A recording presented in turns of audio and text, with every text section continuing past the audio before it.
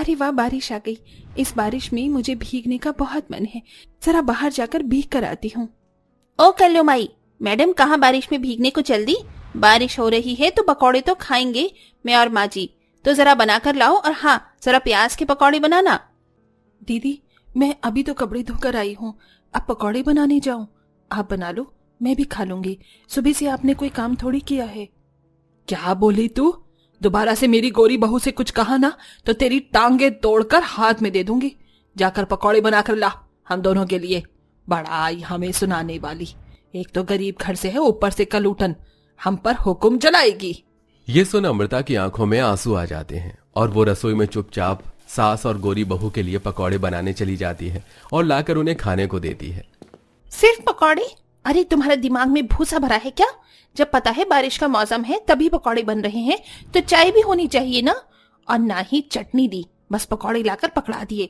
जाओ चाय लेकर आओ। सारा मूड का सत्यानाश कर दिया। आजकल ये हर काम में ढील दे रही है। क्यों नहीं बनाकर लाई चाय? तो क्या दहेज में दूध, चाय, चीनी, पत्ती लेकर आई है जो बचत कर रही है? वो तो अच्छा हुआ वैशाली बहू के दहेज में इतना सारा सामान मिला है, पर तू तो एक नंबर की गरीब नवाज है। माँ जी, माना कि मैं काली हूँ और अपने गरीब मायके से कुछ नहीं लेकर आई, लेकिन आपकी बार बार बोलने से कुछ साबित नहीं होगा। तो आप ऐसा क्यों कहती हैं बार बार? मेरी आंखें भर आती हैं, मैं काम करती तो हूँ। अच्छा, तू हमारा ख्याल न रखे, तेरी आंखें कब बार बार भर कर आ रही हैं? हम इसका ख्याल रखें? ज्यादा जुबान चलाने की जरूरत नहीं है। आने दे अंकित को, उसे बताऊंगी मैं। वहां खड़ी खड़ी अमृता ही सिर्फ बेइज्जत हो रही थी, इसलिए वो चुपचाप चाय बनाकर ला देती है। इतने में वो बेहोश हो जाती है। ओहो, देख लो माँ जी, चाय पकौड़े क्या मांगे, बेहोश होने का नाटक कर रही है। ए कलूटी, उठ, चल उठ, ज्यादा दिमाग खराब मत कर, उठ जा चुपचाप, वरना बता दूंगी अभी। आज मुझे लगता है ये सच में बेहोश हो गई है। डॉक्टर को बुला लीजिए, वरना देवर जी तो हमारे ऊपर चढ़ जाएंगे कि ज्यादा काम करवा लिया। ठीक कहती है बहू, मैं अभी डॉक्टर को बुलाती हूँ। शारदा देवी डॉक्टर को बुला लेती हैं। डॉक्टर अमृता के चेकअप करने पर उसे गर्भवती बताता है।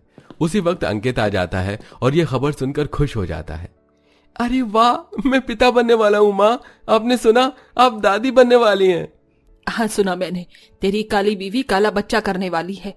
इसमें क्या खुश होना? मुझे तो 2 साल पहले ही विशाली बहू ने गोरा पोता दे दिया, अब मुझे कुछ नहीं चाहिए। तू ही खुश हो अपनी काली पत्नी के लिए। माँ, और कब तक नफरत करोगी? अब तो इस चीज को भुला जाओ। क्या तुम्हें मेरे बच्चे के भी होने की खुशी नहीं है? जब मैंने तुझे एक बात बोल दी है तो बार बार मत बोल। माँ जी को मेरे बच्चे की जरा भी परवाह नहीं है। कोई बात नहीं, मैं और इसके पापा है ना, सब अच्छा होगा। ओहो, अब तो ये काली देवरानी बच्चा देने वाली है। अगर इसने लड़का पैदा कर दिया तो मेरे लड़के का हिस्सा इस घर में कम हो जाएगा, और अगर उसकी बेटी हुई तब तो माँ जी इससे और भी ज्यादा नफरत करेंगी। लेकिन अगर लड़का हो गया तो माँ जी इससे प्यार करने लग जाएंगी। फिर मेरा और मेरे बच्चे का क्या होगा? नहीं, मैं ऐसा नहीं होने दूंगी। मुझे कुछ तो तिकड़म करनी होगी। हाँ, मैं इससे इतना काम करवाऊंगी कि इसका बच्चा गिर जाए। उसके बाद सब अपने अपने कामों में लग जाते हैं। अगले दिन चंद पैसे होने पर अंकित कुछ पालक, प्याज और जूस ले आता है। ये लो, मेरे पास कुछ पैसे थे, इस जूस को पी लो वरना बेकार हो जाएगा। और हाँ, मैं थोड़ा सा पालक और प्याज लेकर आया हूँ। इसकी सब्जी मुझे पसंद नहीं है, इसलिए तुम पराठा बना देना। जी, मैंने आज तक इन दोनों का पराठा बनाया नहीं है, पर आज बना देती हूँ। अरे वाह, तुमने तो बहुत अच्छा पालक प्याज पराठा बनाया है। कमाल कर दिया। जब घर में कोई सब्जी ना हो तो इसी से ही बनाकर मुझे खिला दिया करना, और यही सुबह सुबह चाय के नाश्ते के साथ दे देना। तुम भी नहीं थकोगी और तुम्हारे में भी फायदा करेगा। पालक से बच्चा स्वस्थ होता है ना? हाँ, तुमने बिल्कुल ठीक कहा। अंकित काम पर चला जाता है और सास जेठानी फिर से उस पर काम करने का हुक्म चलाते हैं, जिस कारण अमृता को गर्भवती के समय में भी काम करना पड़ता है। वक्त गुजरता है, अमृता को 3रा महीना लग जाता है। वैशाली अपने 2 साल के बच्चे को गोद में खिला रही थी तभी। ओहो, आज तो ये चुप ही नहीं हो रहा है। अमृता, जरा इसके लिए दलिया बना कर लाओ। दीदी, मेरी तबीयत सही नहीं लग रही, मुझे उल्टी आ रही है। आप ही बना लीजिए ना, मैं आपके बेटे को संभाल लेती हूँ बैठे बैठे। बेवकूफ समझा है क्या? मुझे तो नहीं लग रहा कि तुम्हारी तबीयत कहीं से भी खराब हो रही है, और मेरे बेटे पर तो मैं तुम्हारा साया भी ना पड़ने दूं। पता चले उसे भी तुम अपनी परछाई से काला कर दो। हाँ, चुप चुप लल्ला, सुनाई नहीं दिया तुम्हें? जाओ और दलिया बनाकर लाओ। अब आएगा मजा, सिलेंडर खाली है और जब ये दूसरा सिलेंडर लाएगी तो वजन उठाने से इसका नुकसान होगा। वैशाली की बात सुन काली अमृता खाना बनाने चली जाती है और दूसरा सिलेंडर लगाने जाती है। तब तक उसे एक ऐसा फोन आता है जिसमें उसके पति की मौत की खबर मिलती है। वो भागी भागी अस्पताल पहुंचती है तो पहुंचाने वाला व्यक्ति बताता है, आप हिम्मत रखिए, उनके पास से ये कुछ पैसे मिले थे, इन्हें ले लीजिए। वो सड़क पर फल खरीद रहे थे, तभी एक ब्रेक फेल ट्रक आकर उन्हें टक्कर मार देता है जिसमें उनकी मौत हो जाती है। अंकित जी, कितना खुश थे आप इस बच्चे के आने से, और ये क्या हो गया? अब मैं किसके सहारे जीऊंगी? क्यों भगवान, आपने मेरे साथ ऐसा क्यों किया? वैसे ही माँ जी का प्यार नहीं मिलता, जेठानी जी हमेशा गुस्सा रहती हैं और कालेपन के साथ इनके साथ जिंदगी जी रही थी, आपने इन्हें भी मुझसे छीन लिया। अमृता की जिंदगी में तूफान आना तो अभी बाकी था। घर पर जब शारदा को यह खबर मिलती है तो वैशाली और सास को भड़का देती है, जिस वजह से सास उसे घर से बेघर कर देती है। तो जैसी काली नागिन घर में रहेगी तो यही होगा। डस लिया ना तूने मेरे बेटे को, अब चली जा यहाँ से कुलटा कुलक्षणी। हाँ माँ जी, प्लीज घर में रहने के लायक नहीं है ये जब से आई है कुछ ना कुछ होता ही रहता है। तिवर जी को भी छीन लिया। वाह, मेरे और मेरे बच्चे का रास्ता साफ। माँ जी, मैं आपके सामने हाथ जोड़ रही हूँ, आपके अलावा मेरा है ही कौन? मुझे घर से बाहर मत निकालिए, मेरे बच्चे का क्या होगा? भाड़ में जाए तू और तेरा काला बच्चा, अब यहाँ आने की कोई जरूरत नहीं है। मेरा बेटा गया तो तू भी मर गई मेरे लिए। ये कहते ही शारदा उसके मुंह पर दरवाजा बंद कर देती है और बेचारी अमृता को बारिश के मौसम में अकेले अपने बच्चे के साथ इधर उधर भटकना पड़ता है। वो खाना खाने और प्यास बुझाने के लिए तरस जाती है। मैं क्या करूं? मुझे ही अपने बच्चे का सहारा बनना होगा। हाँ, मेरे पास कुछ पैसे हैं। अंकित को पालक पराठा बहुत पसंद था, मैं वही बनाकर उन्हें बेचूंगी और उनकी याद को जिंदा रखूंगी। अंकिता के अस्पताल में मिले कुछ पैसों से अमृता एक किराए का मकान और पालक प्याज और उसे बनाने का सामान खरीद लेती है और अगले दिन से ही बारिश में भी अपने घर के बाहर बैठकर वो पालक प्याज पराठा बनाने लगती है।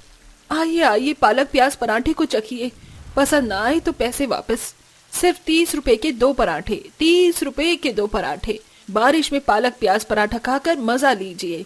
ये औरत क्या बोल रही है? पालक प्याज पराठा इतना सस्ता, और ना पसंद आए तो पैसे वापस?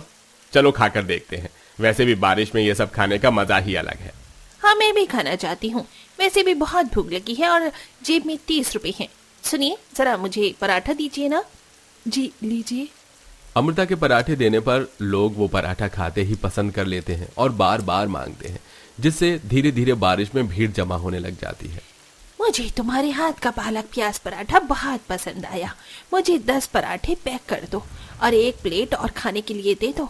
घर जाकर बारिश में चाय के साथ खाऊंगी।